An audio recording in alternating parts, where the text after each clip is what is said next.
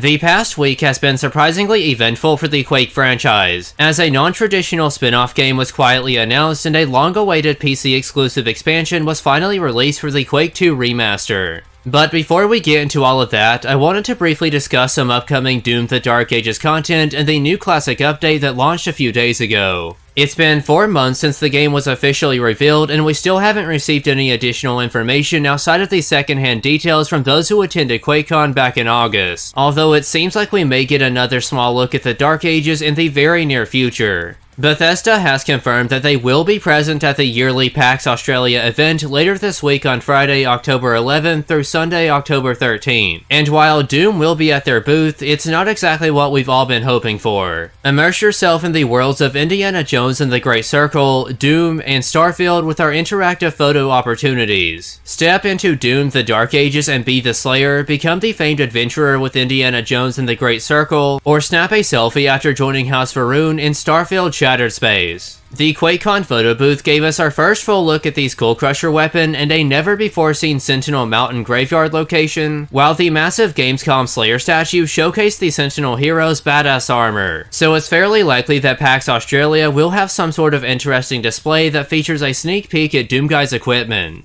Keep in mind that new gameplay will not be shown during the event. Going into this with any sort of expectations will only lead to unnecessary disappointment. Don't worry though, we shouldn't have to wait much longer for the second trailer. The Game Awards is roughly 2 months away, and the next Xbox Developer Direct is only a month after that. As the community anxiously awaits another glimpse at the Slayer's vicious war against Hell's unrelenting armies, we can enjoy new updates for previously released titles. Doom plus Doom 2 Update 1 has introduced an array of new features, fixes, and improvements, including a 21:9 graphics resolution option, keyboard-only classic tank controls, a cheat activation menu, and 3D sound system compatibility. Any locally installed mods will now appear on the Play Mods menu for PC users, and all players now have the ability to search for mods by name in the browser. If you're interested in learning more about all of the new changes, I'll be leaving a link to the official Slayers Club article down in the description underneath the sources section so you can check it out for yourself. The new Enhanced Edition is definitely a step up from what we had before, but it's still not perfect. Some mods will now get stuck on an infinite download loop that can only be fixed by closing the game, the browser will frequently kick you out after transitioning to another page, and the entire mod menu will occasionally be met with incredibly slow load times. I'm not sure if this would even be possible with the Kex port, but the ability to combine level packs with weapon add-ons is noticeably absent as well.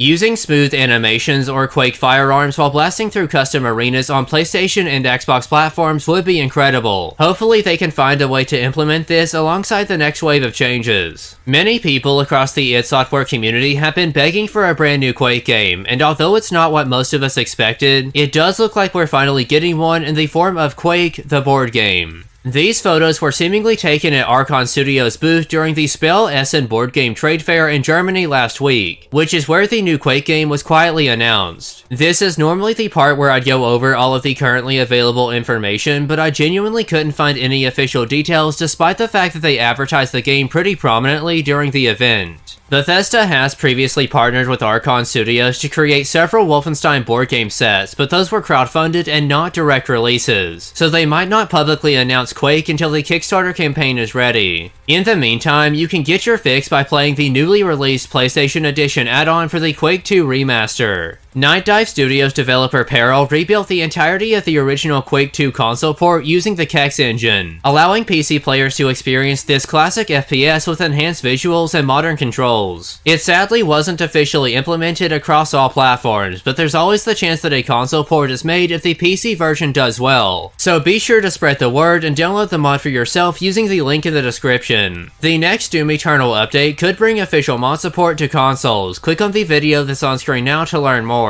Thank you all so much for watching today's video, I hope you enjoyed it. That's pretty much all that I have for now though, until next time.